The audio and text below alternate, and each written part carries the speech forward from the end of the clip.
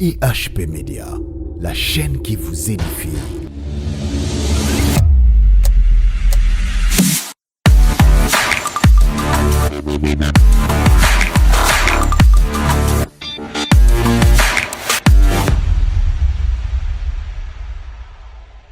Voilà, mbote balandi nyonso ya chaîne Abisso et HP Media TV, ba chrétien na ba chrétien nyonso. Place vous allez vraiment Nzambe apangola biso nyonso, comme nalobaka toujours que cette émission prophétique pastorale ezawana poto ba kozala édifier, poto za la consoler et pourquoi pas tous à la béni car la Bible déclare là où Dieu grand sort réuni à son nom, il est là au milieu de. Voilà pourquoi devant moi je suis avec un homme de Dieu oyo déjà na kati ya chaîne Abisso azali moto aza mopayata azali plutôt mwana ya kati ya ndako toyebi na kombo ya Pasteur Israël Nanche éveil patriotique. Donc vraiment pour un message oyo ekopesa biso toyebi biso nyonso makambo ekomaki na bacommentaire bato bakomprenaka mo bien te, mais à travers cette émission akozala na mesure ya koyeba koexplike. Et puis le lot, comme la Bible déclare, que c'est poussé par l'Esprit que les hommes parlent de sa part, le Seigneur Jésus-Christ. Voilà pourquoi, avant un message à l'Église, après sa vie sous Bananzambi. Merci beaucoup pour la considération. On a dit qu'on a toujours pour sembler la biso, on a toujours pour conseiller biso, pour consoler biso, pourquoi pas dans le bâti, on a toujours pour la biso, par remarque. Pour nous ça na biso et ba pour que madame Bonya na remercier Bananzambi nyonso au bout na ko créer pour na biso. Là j'en profite directement na remercier toi sali que tout le monde a donné à tout boye mon caméraman intelligent Nathan Mwamba. Le savoir et la conscience de mieux faire des autres salaquettes tous à la ensemble boye. Biso na bino te ba ko va dimanche ya kitoko na pesi mbote na mama GH ya papa Osé Amani. Et pourquoi pas Bananzambi nyonso azuli bakoya kotala biso partout dans le monde parce que ozali Europe, Amérique, Asie, Océanie et puis na kati ya mboka na biso République démocratique du Congo. Tikete cette émission soki ozwi considération na basala nzambe récompense na yo mpe ezala ya basala nzambe pamba te la Bible déclare premier la fin d'une chose que ce commencement suka ya émission oyo so ozalaki malade nayebi kotelaka guéri et puis so ozalaki na baproblème solution ekozwana pourquoi pas ozala mpe béni.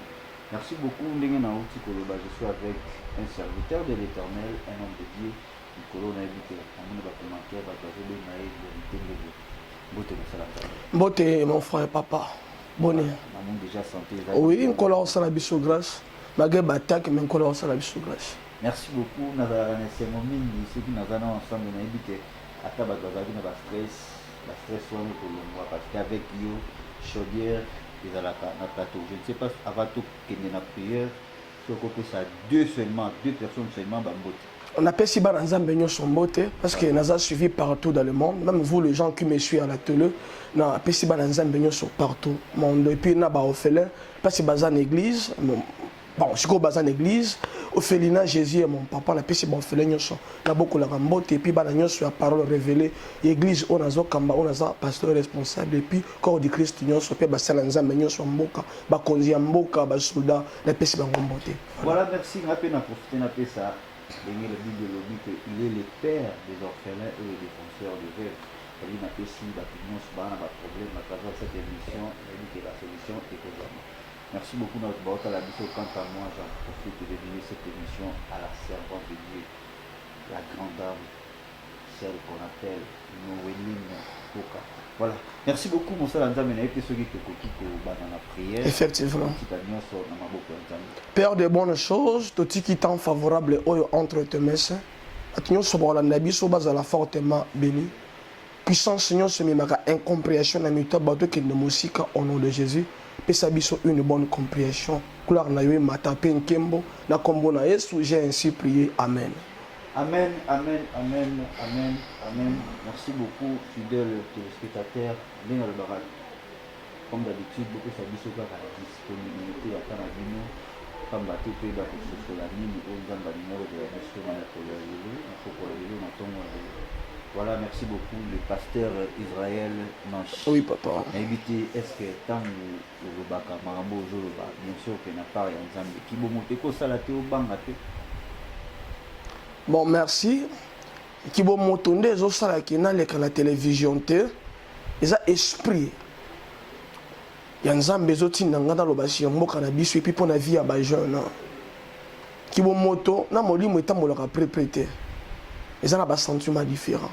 Voilà, donc kobanga je ne pense pas, et c'est ça la raison pour laquelle tu demais qu'on a la serviteur de Dieu pour nzamba konza na molimo na nzoto na biso. Voilà. Merci beaucoup. Même Christ tout le monde qui t'a moni déjà que mambo ko ele na trois ba qui perd ce que le ngola ko pour pas quelque part tellement qu'il était notre Dieu avec le bas. C'est poussé par l'esprit puis marchons selon l'esprit pour ne pas accomplir les désirs de la chair. Voilà quoi que nous ba loko oyo nzambe alinga chana kati na yo na mama oyo ko to ba ko sola mo se to na biyo mingi.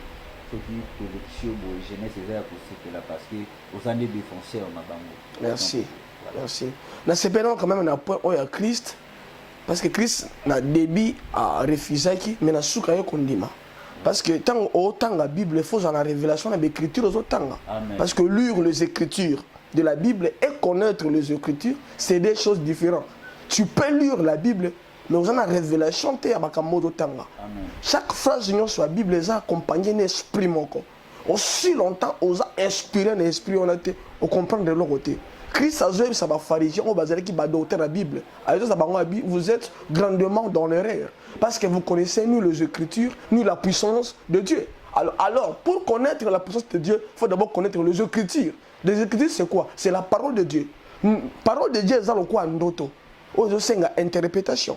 Ce qui est interprétation, il y a parole de Dieu, ça m'a besoin de mon bateau. Il y a un moment même, Paul a refusé que le prédicateur base à la mingité. Parce que la parole de Dieu, c'est une prophétie, au dessin de l'interpréter. Alors, ce que vous interprété, interprétation, vous interprété critique mabé et bon marabato. Dans l'équipe, une fois de plus, dans la chaîne Nayo, vous voyez que on a CP la présence Nayo. Et avant la bande, on remercier Mukolo chaîne Oyo. Parce que a fungo la porte pour na basali nzambe.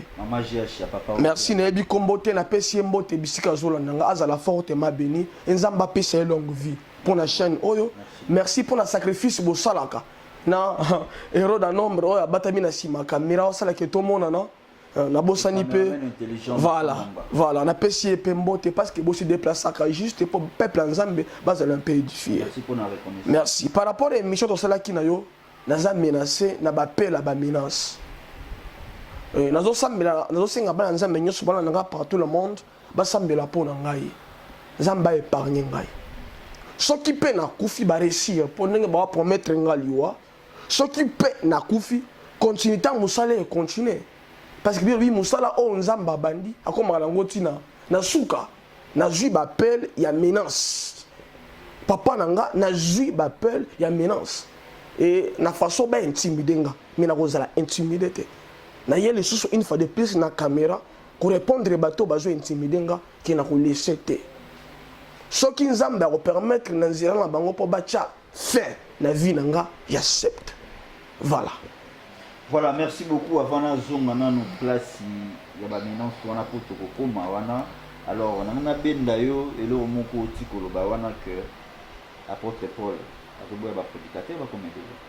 j'espère que vous le dire mais les lots sont totali na kati ya Kinshasa na kati ya mboka Congo moi je ne sais pas na fingi basala nzambe te na lobi mabe na bango te mais tozo sala remarque analyse tout ça les que ba frère en Christ ndé bazala kala bazaka soutien nous sommes beaucoup ba prophète évangéliste ba pasteur lokola yo ba apôtre et belé tout le banini kaka nzambe mutaobenga bango obiege ekozala pe crise ndezo tosala ke bato babongola mitema eloko esalaki baprophète bakoma ebele na bapasteur eza mpasi ya mboka oui eza mpasi ya mboka nangi juste naloba parce que mboka oyo eza na mpasi ebotaka bakuluna ebotaka bafazer ebotaka bachel epuis ebotaka bafaux pasteur na bafaux pasteur parce que bamisu bakoya nango na cadre ya cope mpo bayoluka mbongo. Vous voyez, il y a un même à faux prophète au bail pour rejoindre les bisous évangile na cadre de Lukambongo bazo sala baziza ina ba famille bato bazo panza bato ba faux prophète bazo panza bato ba foyer ezo panzana parce que pas chamboka ndeko misi bango basali nzambe ngana bandi musala nzambe na âge à 10 ans na bando prêcher na âge à 10 ans donc na bandi makambo nzambe elote Quand la bandi kota monanga ko créer ba miracle, on a zana no frère nage, non pasteur te. Be o tchenga maboko na 2009. De la bandi musala nzambe kala lelote. Et par rapport à âge na zana ngolelo. Mais pas ce que les kiming na mboka et ben na ba faux prophète. Par rapport, il y a question o yo poser nga surtout comme mingi na Congo et ça passe. Et on ba boutique ba ligablo comme mingi, mais ba communauté banda Jésus, mais na kati Christ azate. Voilà pour la moto. Nous n'avons pas chamboka ne comme ici, le prophète est belé, va jouer en cop. Voilà, merci beaucoup pour la réponse naturelle, référence publique qu'on a lu. Oui. Si je pense bien, elle sur le mot Christ a Zobetana, un homme riche. Oui. A initié pour Konza, il faut ça la boue, il faut ça la boue, il faut ça la boue, il faut ça la boue. Yabi, maître Nyos, on a déjà dans ça la ramou. Et Nasuka, après avoir joué Christ et Koloba, avec ça qui est joie de l'eau qu'on a Nyos au Kablan, Babo, la salle à ramonter. Mais si kamara nyonso la ndangai parla nanga lo banini eza ba serviteur dédié et belé au Christ abenga bango mais balanda été pourquoi parce que koyoka eza ba toma mutu sala azana 40 ans na ministère na ye azana 25 ans na ministère na ye 30 ans 15 ans ba mbule belé mais ce totali auto yebaki kala na auto za lelo différence ezali alors sous question nangai ou question de sous question nangai zali nini génération o ya ba papa o yo ebaki c'est-à-dire si je peux citer 3 personnes nazotanga Soni Kafuta natangi Tijani na Kibila natali Léopold Mutombo natangi bango et puis na bati de Milesi génération wana ya kala na o ya bino ya lelo quelle est la différence génération o tengna ba komba ba tengna ba ronde ba affecter ma belle génération o yesiko ko bandana ye moko de Milesi obi ki avant to bongo na motema to mela pe babangi ya to ebi effet abangi ndenge nini salaka donc génération oyo tangi bango nde ba affecter mabe kasi muninga na bango laisse otanga ba koma bato belaki mongo kabila donc c'est que moi je peux vous dire papa et ça que bedi na bala bazana regret parce que tozui descendant moko ya yombo do ya bato bazo l'exhibition nzambe mabe bisi otangi nyo moko bakombo te bango wana nyonso ngane osa publicité totangi bakombo OK vas-y museleke te akokota na nzoto ya mutu koma po yo bimisa ye bandeko na ningi batu bazala mpe ba réalise bazo ko sabiso facilement boy dona bato tenga na zomona nga modèle te fille de Sarah kenda wapi. Voilà. Donc, à cause de la paix, père spirituel, tout papa y a foi, tout le bas. Parce que ma père spirituel est qui s'arrête, père y a foi. Par rapport à cause de la paix, n'a pas le roi, mais tant aux autres, on a pas de Sarah Bakenda, c'est que aux autres ignorer onction naïe. Paul Azoloba. Oui. Bozala ba imitateur nanga, le ko langa plaisir imitateur à nani? Ya Christ. Oui. Ngana ko imiter Denis Sinanini. Na bangi na kolia mbongo kabila na ko imiter papa Mutombo na nini na ko imisa misela kete na nzoto to ba belo mosusu o eza quand même sincère. Pasteur Israël, s'il vous plaît, s'il vous plaît, s'il vous plaît, s'il vous plaît, s'il vous plaît, s'il vous plaît papa aux émissions pastorales prophétiques je ne refuse pas. Alors lorsque ozoloba mabe ya basala nzambe na nazoloba on dirait ozoji oui ah oui. Donc, tout me un peu pour la simple puisque la biso ba me un peu pour le battre que émission auto ça les gens pour na battre. Donc, vas-y, continue.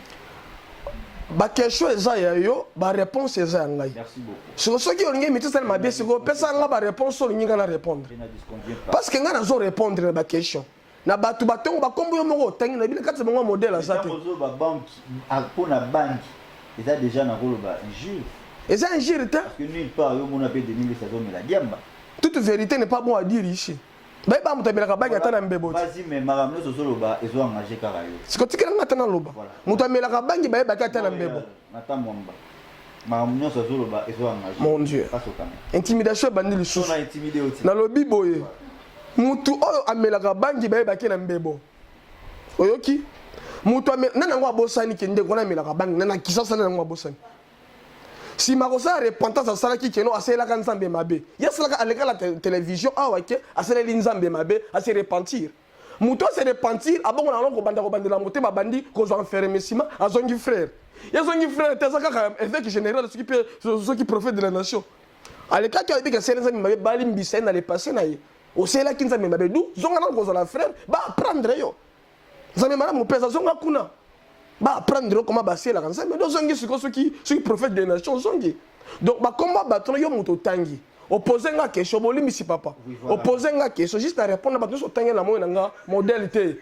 Pour Jésus-Christ, c'est notre modèle.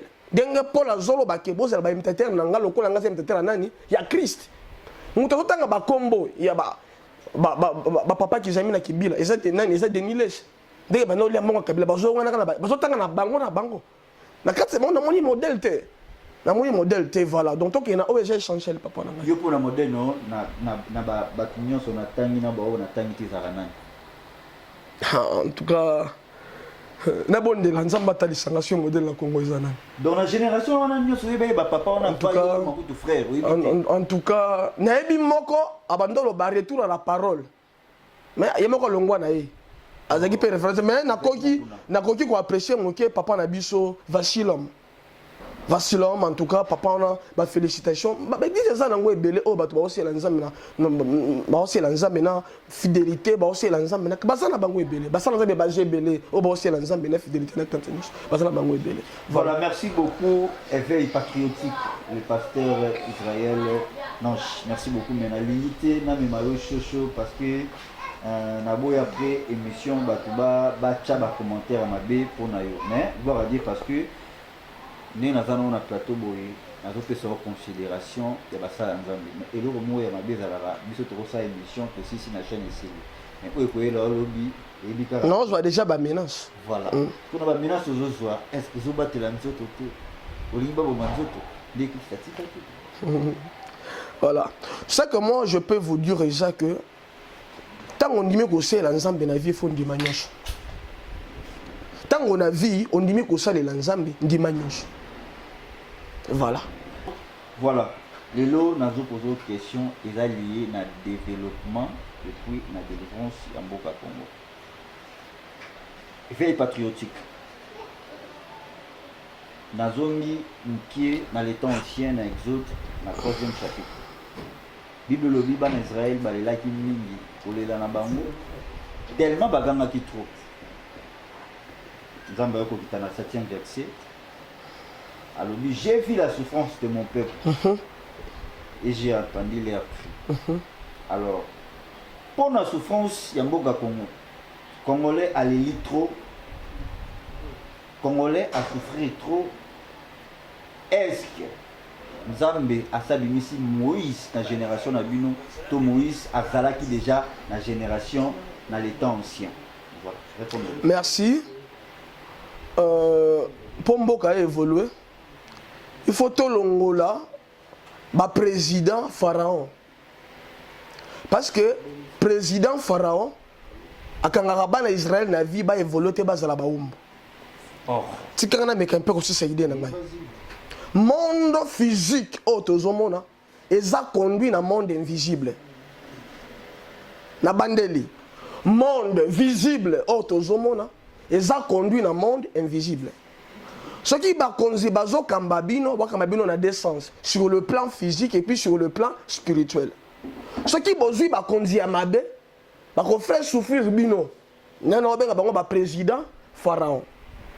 De preuve année, tozu président moko alobi aza chrétien. Nangina interpellé ba nza nango nanga partout dans le monde, l'église est déjà combattu. Le 15 awa va convertir l'église des Salema, mais ba pesi ba condition. Il y a makasi pe ya mabe. Et ça signe un combat. Donc papa, je vous dis que l'église est tellement menacée. Bah pesi obligation on va ba tout ba côté. Il faut machine on a aujourd'hui testé ba fièvre ba tout ezala. Et vous avez plus ou moins $100. Vous voyez papa. Parce que nous avons la possibilité de $60. On est là où les bosso. Bateau bazan effectif pour l'église bazan effectif élevé, il y a un bon nombre de gens de l'église mususu. Même à 15 kits, basala, mais bato bazana moké. Entre-temps, Capella, Matongé, je ne sais pas moi, Bandal, ba boîte, et ça plein. Baché, ma rosukola ma bokote, batie batester ya fièvre te balingi batenir rigueur wapina église oh premier président aza chrétien natoloba awa ke nous prions notre Dieu pe biso président mais pharaon te parce que pharaon asalaka que peuple Israël ce que je vous dis c'est la vérité papa la fois passée na sola kino na lobino to bando kozela état de droit et il y a na mboka makambo changé c'est que nous sommes en train de voir eza état de droit te eza état de souffrance tozo vivre na yo awa na Congo oza étranger te plateau eza ya yo muto poser nga ba question eza ya yo oyebi vini ni bato bazo mener ocho poser nga question mo na debia wa très important ni ezo sala ke basala nzambe bakoma mingi na Congo na biso la plupart eza pas ya mboka ba moni mutu mususu mo na la somi mutu ko oyebi ba difficulté de kina nzambe te ba envier sikofi ke pas le ki mingi ba ko sobla ko nebele ndizo mona ba otika mingi ba zo impressionner ba tu ba suki ebele Banzambala pembe, faut impressionner Batou. Vous voyez un peu, papa. Donc, c'est que moi, je peux vous demander ça que pas si, et ben nakaba kuluna, pas si, et ben nakaba fazeur, pas si, et ben nakaba bachel, pas si, amboka, pas si, ben nakaba prophète. Il y a le kuta, il y a l'évangéliste, il y a le pasteur, il y a le kuta. Il y a un scandale, banzombo, il y a pasteur, ils ont régné. Vous voyez, papa? Banzombo, il y a pasteur, il y a un poto baningaka mingi. Tant on a dit la fois passée que FCC baloki na moi ba kipa ngote micro là bazo ça m'a passé moko akuya ba filmer pour nous emmener sambo voilà ce que moi au peuple ndenge nini au peuple ndenge nini balinga bolumbu olobi yango ça que au banga pe loko wana na ko banga neti nini ba publier pe mutakala na TV na pasteur bêtiseur te na pasteur bêtiseur te mutu bako bimise na TV za moto nzamba gangela ki en privé yo kite nzamba livrer ba yeba so za na merci beaucoup oti koloba ba barrière ba tilibino avant église fuma le 15 faut ça la yo mbongo ya mabonza o joie avant ba confinement on a nyonso bobomba te na to biso la fois passé que non d'abord ngala sera nzambe pona mbongo te motema oyo nzamba pesi biso lokwa ba berger to gagner ba âme on est lokwa liboso ce qui oyo kosalela nzambe idée principale no ezambongo ko échouer on est lokwa liboso au compte na liste ba pasteur attend de la fin oyo nzambe na ezambongo zo kosalela nzambe pona libumu on est lokwa liboso à part wana nous ana responsabilité moko makasi ya ba ofele ngi tuna profiter na occasion na bisa au papa dimanche oyo tcholeka alors et ça là que maman nangana azwaka mapa na église à parole révélée azapie mona nanga moko église ayoki mona zolela pembe na maya kalamu batu bayebi kimbango na ezo côté yolo ezo maji mo kabula bango na maya kalamu et mona zolela wana baboka ki mona 4 mois ba fomi ba suis et ça ba responsabilité on ko la pesi biso et tina biso to ka maman moko na kati église o ocho bota pour mettre mona na libele papa je vous dis que tous on a responsabilité ya makashi autant mususu ne tuzo kotsa mbongo na musala nzambe qui ya ko sala la nzambe pour na mbongo là je ne pense pas voilà je ne pense pas merci beaucoup merci éveil pasteur Israël Manche vraiment merci beaucoup nabi que penser na yo ezo suma ba tout belé merci papa alors place au tokomi na olimati na mema ba terrain moko un peu puissant pour déranger les balles dans une merci merci un peu dans l'état de l'église parce que la barrière d'église oui papa tellement besoin de relation et même pas pour vous foutre à moitié pour comment passer pour vous foutre dans l'église.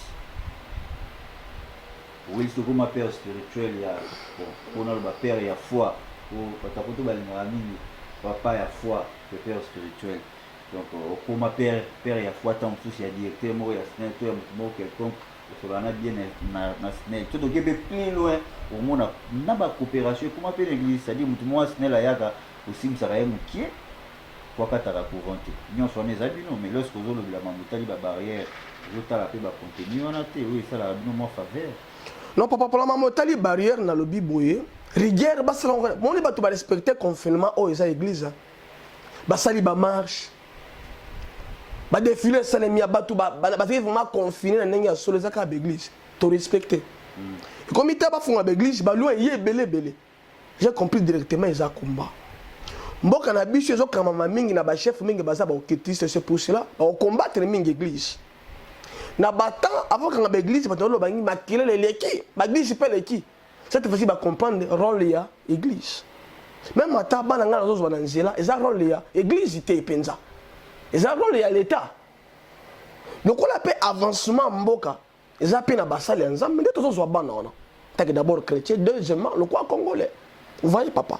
Alors pour un point où autre bisanga ya bampa quoi on les a musala na ngati les a musala l'état c'est vrai que moi ko finya mbongo ezala mais ba pasteur nyo sauté voilà les a musala l'état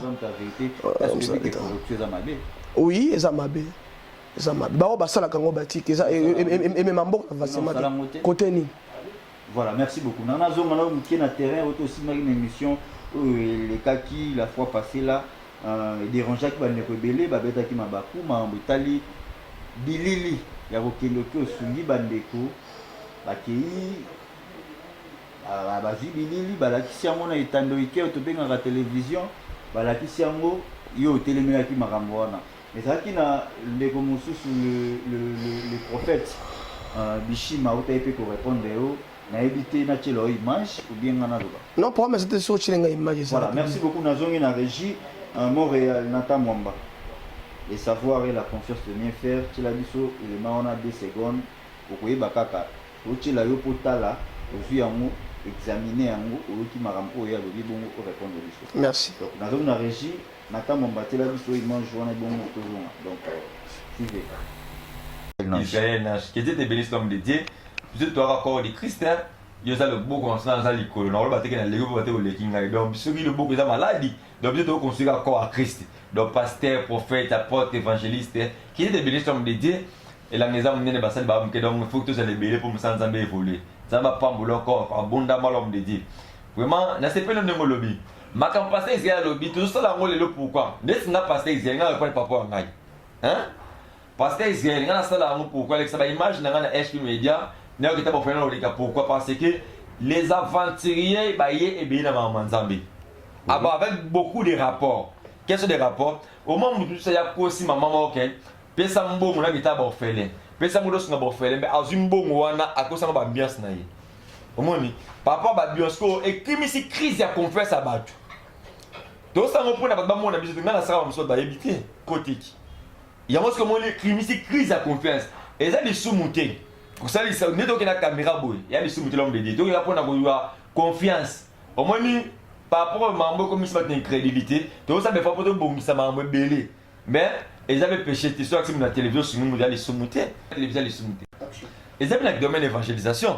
Donc, les gens, quel incrédule. Or, l'incrédulité, monsieur, même dans ma manzane, de Moussa Pessa, on peut s'arrêter pour monnaie, de Moussa Pessi. Monsieur, par exemple, on a posé il prie à Général. Alors, pasteur, il est sérieux. Pour faire une série, il a confié ma camboudangaï. Pour que notre bon affaire, il peut comme pas borfelé. Et on doit aussi par rapport à l'évangélisation, la spiritualité nous demande aussi de faire ça. Pourquoi? Pour faire quoi aussi aux gens que Jésus-Christ est les hommes de Dieu. Nous sommes accusés aujourd'hui que les pasteurs sont des escrocs. Voilà, merci beaucoup. Non, merci dans l'image, dans mon homme de Dieu à lobby. Bon, ils ont avis naïe, mais dans le bac on a cadre, il y a qu'on ignorer bateau basunga ba ofelente. Dans le bac on a cadre bateau basambu sakabato. A simbi point moi qu'on a lobby, abi bateau muso bazala ka ben crédit. Azon ninga ko pesa te du famo na bongo. Moi j'aimerais bien ya ko sepeli sanzambe nesika ko sepeli sabato. Papa Brice. Moi j'aimerais bien que toi sepeli sanzambe nesika to sepeli sanani bato.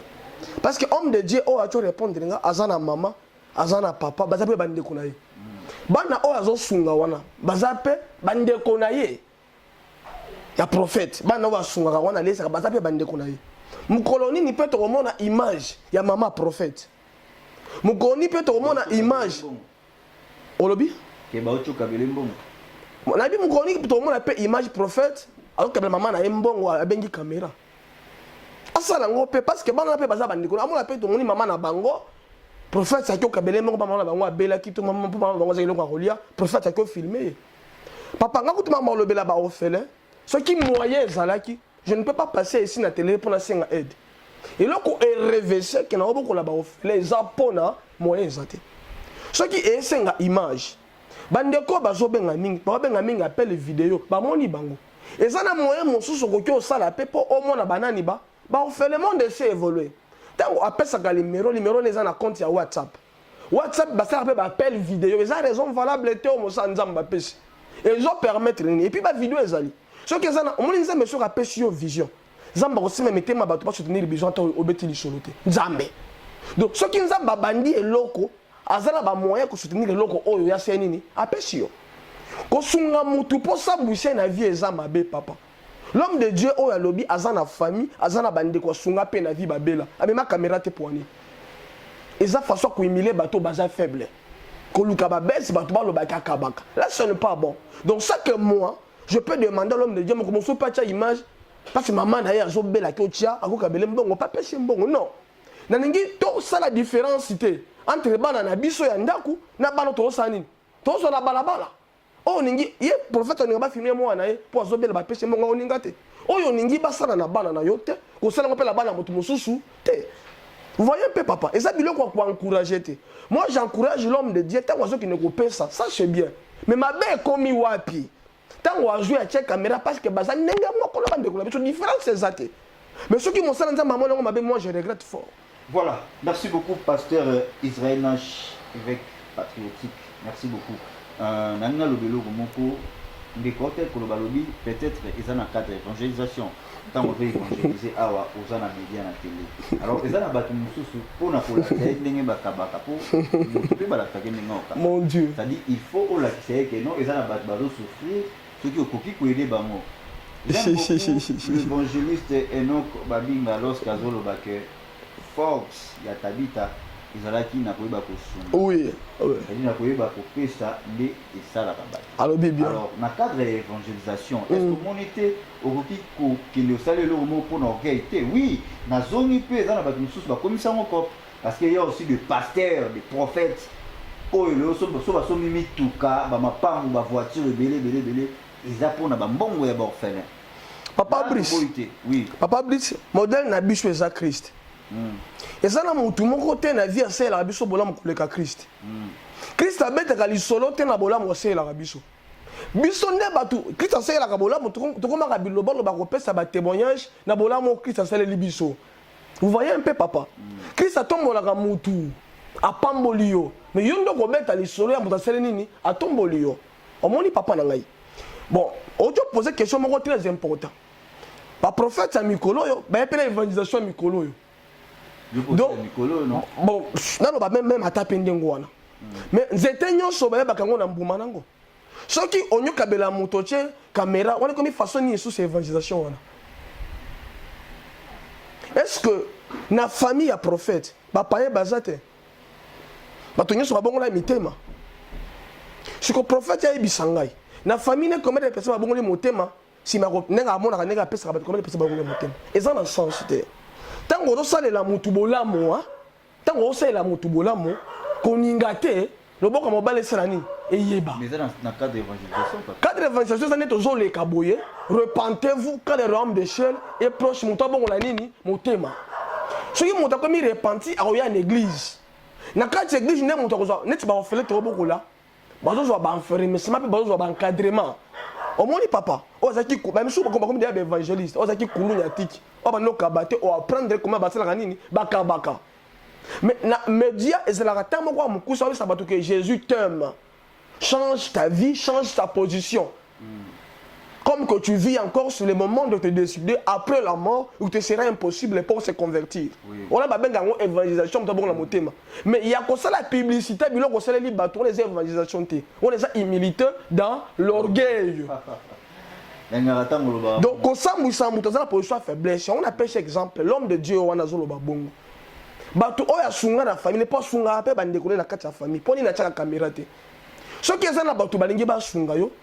Ça la vidéo, tu n'es là on est au balingi ba soutenir yo. Ba kita papa ba ofele ça, ba ofeline ze belé na ça awa. Ba on se ba l'écran la télévision te. Ba boko la ba na on ndengeni. Et ça écoute important na l'écran loba. Mais si je parle parce que moyen, exact. To bana foutre la bango ndako. Obi papa lobi bana na balaki ni bana na yo. lobi bameli mai ya sukali mai babenga na kina mai ya lobo na lipa po mbongo ezate. Mais pourquoi tant oleka na média tant mutu mota sungio pour ça bana wana nazolo baboye na tant oleka nango ba chrétien ba komi motema makashi bazo commenter kaka mawa bazo commenter kaka zamba kosala tu as bien parlé mutu nyonso dans un premier état comme le intérêt na ye na bana na ye ezamo quoi ba signe attendre de la fin donc mutu komi égoïste pour akaba. Mais oyo pe ya mawa muke ba se manifester bazali. Omoni papa, na kokolo baba on sote mais ya muke o ba se manifester pour na bana o baza zambalo la apambola bango. Mais monsieur bazo ben appel vidéo ba moni ba ofele. La fois passée, c'est ma recette émission, pasteur me benginga na France. Ayi singa papa, ozolo baba sunga yo. Monsieur mo to tinda ki yo, o ba loboko la ba ofele. Muta apesi un message l'homme de Dieu, mon sala nzambe. Et papa nzamba pambolo pour la réponse na yo. Je fais ça en tant qu'enfant de Dieu. Si quelqu'un souffre devant moi, on a continué à koufater. Balaba l'autre monde a bakoulou na bafazel, balaba les bota koulou na fazel te. Eza pachi. Ba monsieur su bakanga bango bandoki na ba faux prophète, bazo panza bato. Papa ni ba point moko très important. Ba jeune prophète oyo ba ye mikolo yo. Bazo panza ba famille ya bato. Mama aboti yo abokoli yo to komi na ajo alia kiyote. Okomi mukolo, okomi ko identifier ki ni maman na yo.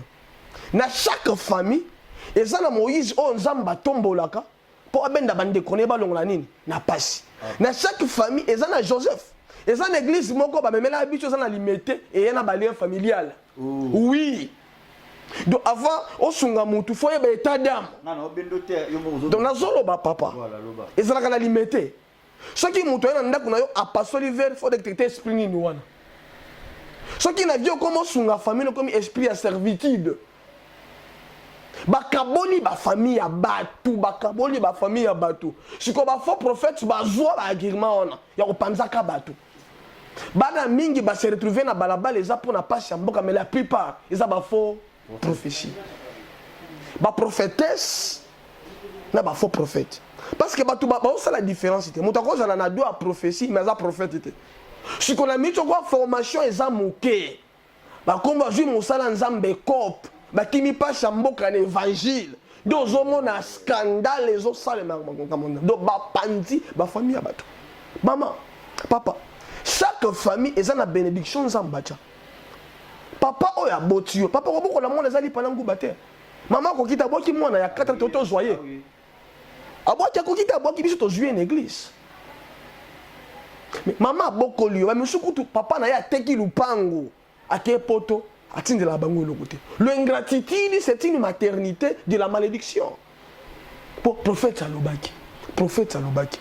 Prophétie eza mabete. Mais tant que bazo peso prophétie, faut ba ko examiner prophétie. Ni no ko tiko longola, ni no ko sani, ko tiko zwa.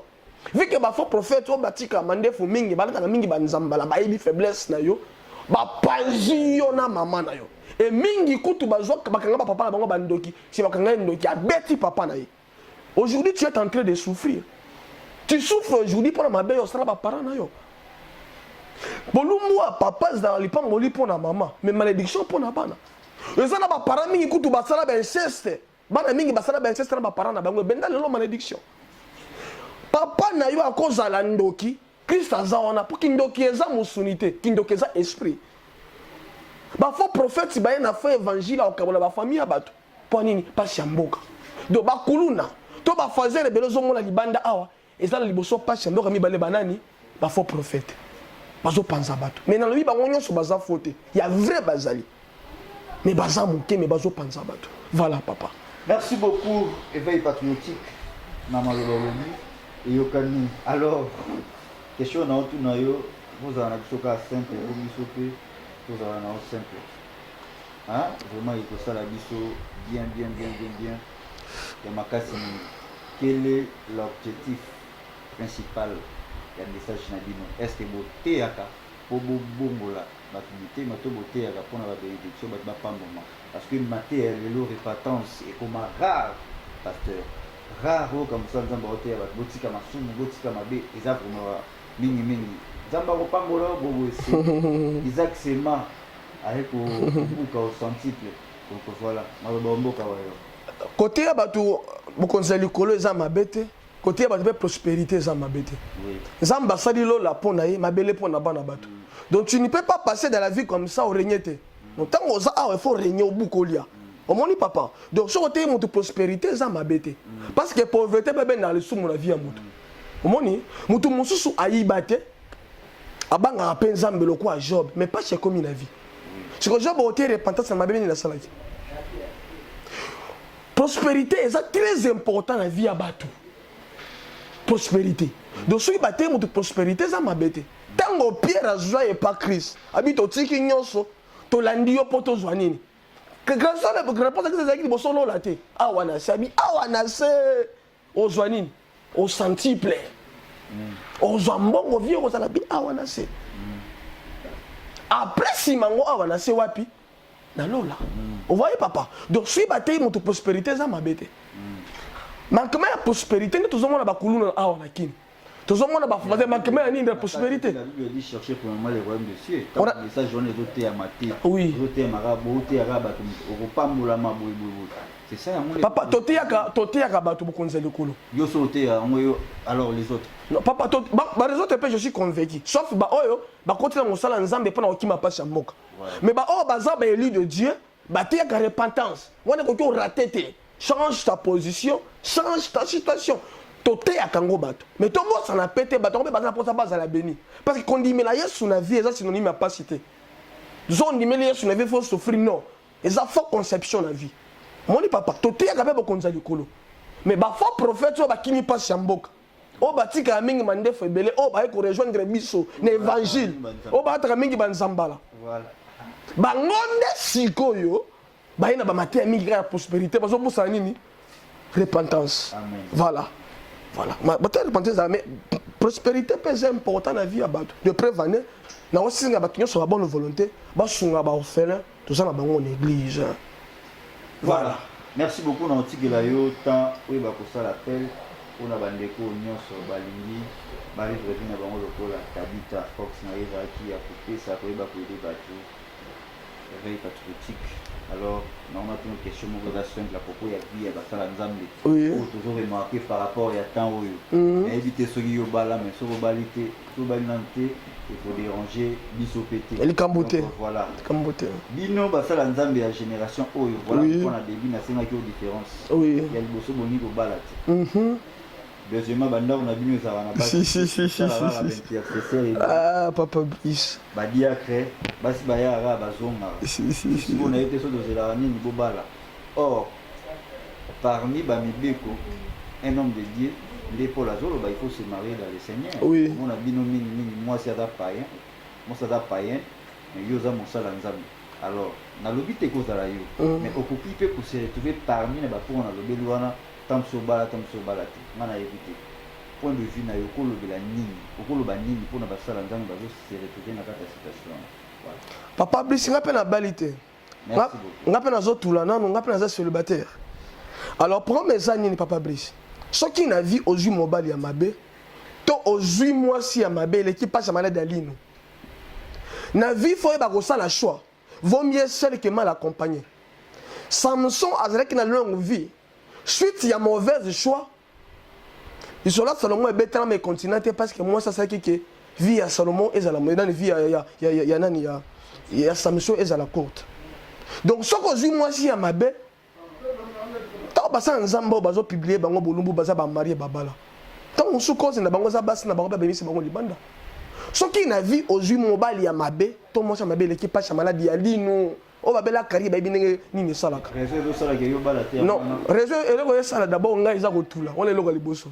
Il y a mis balé. Non, c'est quand même koloba papa. C'est quand même koloba. Bah on fait les autres zoboko là. La quatre église. Précisément ngai. Ils ont créé bitumbanga na famille ngai. Non. Non, tika na c'est quand même koloba papa. Na bi passer na zo kende. Voilà. Bah posa nga question mo ko ni no organiser vie na yo. Papa, je vais organiser vie. Chaque jour, je vais d'abord responsabilité dans l'église. Moi, je vais compte ils ont permettre de tenir à moyen de faire des bon, il faut la maison de prière. Ce n'est pas aussi mauvais. Donc, il y a moyen de Parce que tu es là. Moyen kobala, et ça témoin kobala. Moyen kobala d'abord, il faut osala na moi aussi. On a premier moyen, deuxième moyen. Papa, c'est vraiment important. Mais là tu as la débia la zotou là. Là tu as la débia la zotou là. Mutazo tout là dans moi sindeni. Voilà. Alors par rapport à ma responsabilité, on a ça dans ngopé néglige. Papa, bana ngo mususu batangaka. Ngana on a boti pété boy. Bana ngo batangaka papa ils a facilité. Mususu ba tu même la biso ya 4 mois o baboka ki na balabala na ba fumi ba suye. Na elila malango na malile langa oyo baboki mona na balabala. Moyen, le tu dois ba meni ma ya lobo, ma ya sucre na lipa. Vous voyez papa. Et mon azaka même atambonga ko tia carburant na voiture pour la balle na balia. Donc dans la responsabilité ma kasi o senga moyen pour bano ba vivre. Non, nous sommes pas la nengani d'abord. Nous sommes pas la nengani. Nous sommes moyen te. Si vous pensez na mo pété parce que so vous en a pensé on a bible mon nzambe soit vision après ça rappelle provision. Balobi oyo mutazo penser na mo nzambe azota Jérémie tu as bien vu car je veille sur ma parole pour éviter ça dit atalaki penser à Jérémie Jérémie a na mo. Il y a moi ça qui je veille sur ma parole. On a pas ni makasi. Vraiment yo on a pensé on a talon nzambe. Mikolo vraiment nazo kota mabonde de li Zambé a mangana baline Zamba pesa nga musungi. OK, merci voilà. Beaucoup tout le monde a point na yo alors le point de vue ya basala nzambe. Point de vue ya basala nzambe mususu. Oui. Kobo belé après azongi la parole de Dieu. Bon, ba pasteur coopérant o ba kimi pa chamboka. Quand dans Zambé oui. Expliquez bien. Bible zolo baké ba pasteur coopérant bazali. O ba tekaka ba mai, o ba tekaka ba mafuta bazali, o ba photo na bango tekaka ba po ba vivre. Mais si comme moi Yesu ezala affecté na vie mutu ba teka photo ya pasteur, ba pasteur coopérant bazali. O ba kimi pa chamboka ba l'évangile bazali. O ba tika mandefa pembe balata ba nzamba la bazali. Ça que moi na ngina senga na binoke Bible bi nzamba za riche en beauté mais là en colère. Bon la mitema. Bozo fingi ça ba vrai serviteur. Yango zo remarqué que ben crédule. Théologie comment nango? Mingi baza ba appelé te ba ko loga théologie et puis la Congo oui ba congolais baza na complexe na français hein. Le pasteur moko yena miso talinga la bwemobulu. Nous sommes tout ba français belé ordinateur en tout cas. Mais aza appelé te mais a aucune théologie. A qui n'est pas chamboka mais le système français c'est qu'on est évangile. Vous voyez papa. Donc ça que moi je peux vous demander na bino ba fo ba pasteur. O bon la mi ba nzamba la pembe ba prophète koti commandé fait belé. Yo mon akra ba dans le deuxième monde. Comment toi tu peux être un serviteur de Dieu mais qu'on est dans le deuxième monde? Et ça louche. La vraie prophétie c'est la parole de Dieu. C'est la parole de Dieu peut te changer. Moi je dis souvent que ce n'est pas l'argent qui fait l'homme, mais c'est la parole de Dieu qui fait l'homme. Mingi babika na kati ya ba hôpital pour na mbongo te. Ceux qui pour na mbongo mais mobuta kufa te. Mingi babika na ba hôpital pour la parole de Dieu. Dieu peut te bénir, Dieu peut te changer. Si comme prophète so ba ki ma passe ya mboka, ba ya ka mi nzamba la pe mena mandefu. Bangonde siko ba ya kana système ya kuteka mafuta puis ko na ko nzambe. Azala modi mutazo ko sa makamuna ko nzambe. Est-ce que pasteur Israël osa contre ba prophète pour ba prophétiser rapport na bato non c'est ça parce que yo prophétiser raté peut-être. Ça ya mozo simba trop ba sala nzambe ba prophète. To pesa ka prophétie. Est-ce que que commandement au Christ avant matatika là tout ça qui aimer vous les uns et les autres. Oui. C'est-à-dire sozo linga bango est-ce que ba mabe na bango. Na lobi mabete. Na lobi mabete.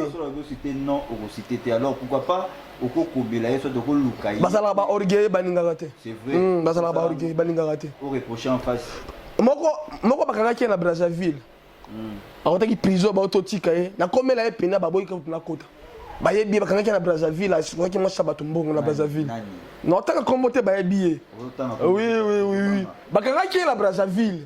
Alors ba ninga lokwa ya kotenga maboyi. Avant bakanga ye, Dieu m'a envoyé et pas na une église. Que papa répand-toi. Oh bimisa bato ba mbongo na ba téléphone. Ba jonso ba yebi. Aza mundu be mwa libandi bo na mutu. Na kutana na ye. Mais aboya ko ya mbangai. Donc ce que j'ai constaté bazala na mingi ba orgueillé. Amoni papa. D'où le quoi bango ba ko sa peuple nzambe awa. Na éveil patriotique quand tu la musa ba jeune congolais bazwa conscience.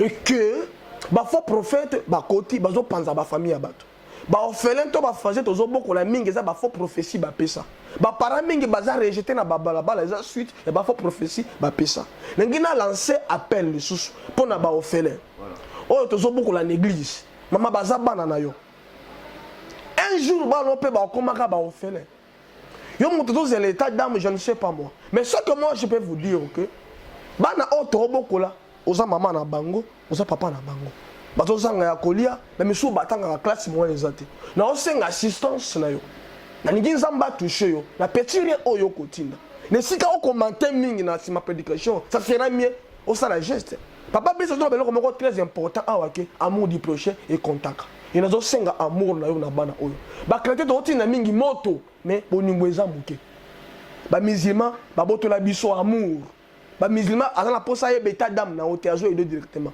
mais église oyo limité ba kana ba fond enseignement état d'âme zambata lisanga ils ont même égoïsme mingi et puis ba sali nzambe bokabaka kaka lo bon côté faut aussi aider les gens tant aux anango aider et il y a des serveurs de Dieu au bazana ba prospérité bazana mbongo mais ba beta kabano na nzela kara voilà ce que moi je peux vous demander pour nous clôturer tika ko sunga tika ko filmer bateau ozo ko sunga na orphelinat tika ko filmer za humilité dans l'orgueil veille patriotique orphelinat na yuki na wana baza na église papa tezela oui eza na bato mosusu ebele oza pe na confiance na otatini mbongo siko ndenge oyebaka mbongo wana ekomaki na orphelinat de prévenir yango tobengaka te yango babengaka appel vidéo bon motu nyonso obengaka appel vidéo azala connecté boso aza mosala komona o ndenge bon d'abord avec otinda mbongo faut ozala na confiance ya moto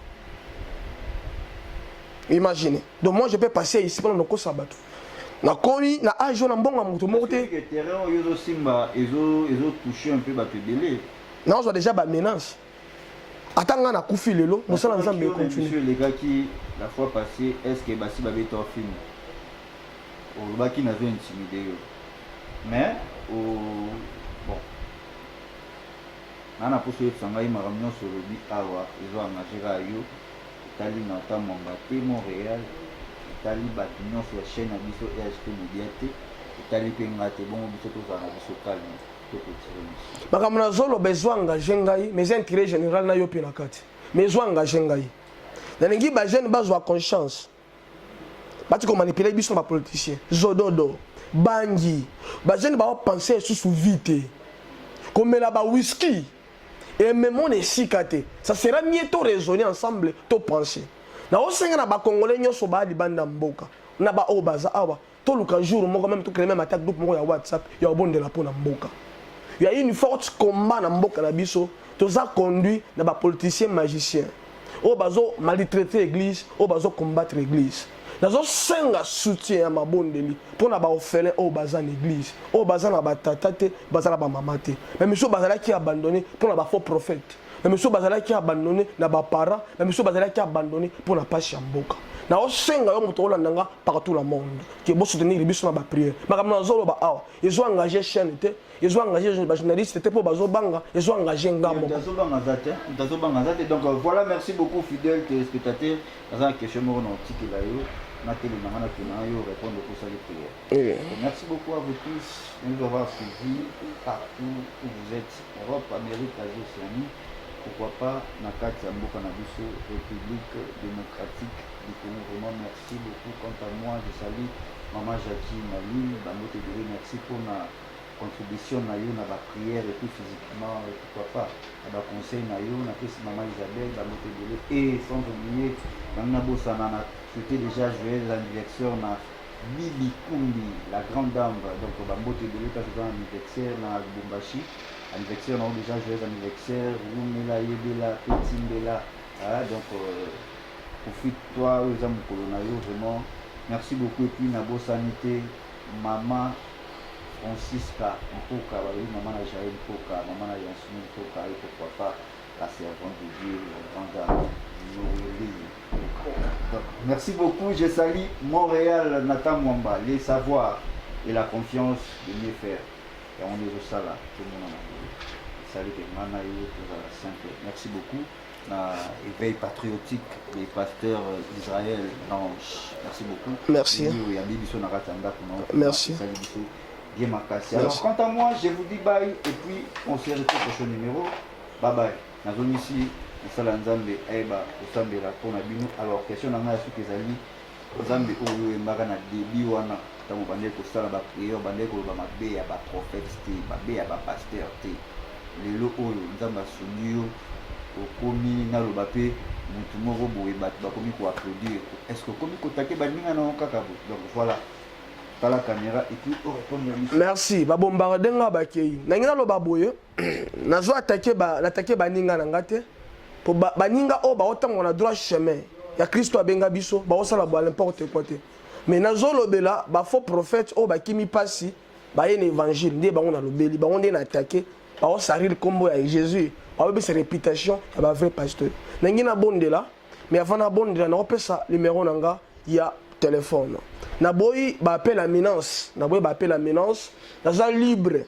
Na oyo na zoloba. Na sali pe outrage na mututé. Po ben nga outrage non. Na lobby, Bible zoloba que c'est l'abondance du cœur que la bouche parle. Voilà ce que moi je peux dire. Je suis votre humble serviteur, le pasteur Israël Nash. Mon numéro de téléphone est à plus 243 89 72 32 229. Plus 243 89 72 32 229. Nengina bonde la pona batu nyoso baza maladi bazobela. Na batu nyoso nzamba osimba po ba soutenir ba ofene. O na bonde li zamba bomoi, zamba bikamwa, zamba edina bala tata na Yesu Kristo. Batu nyoso balandi biso. Merci pour déjà délivrance. Quand on a bango na envoûtement, il y a des politiciens. Quand on a bango na envoûtement, il y a faux pasteur. On va tirer bango ma beaucoup affecter bango malédiction na vie. Merci pour la délivrance ensemble. Merci parce qu'on peut si connaissance au longo ignorance. Oh bon nous ma parle na yo na kombo na Yesu. J'ai ainsi prié. Amen.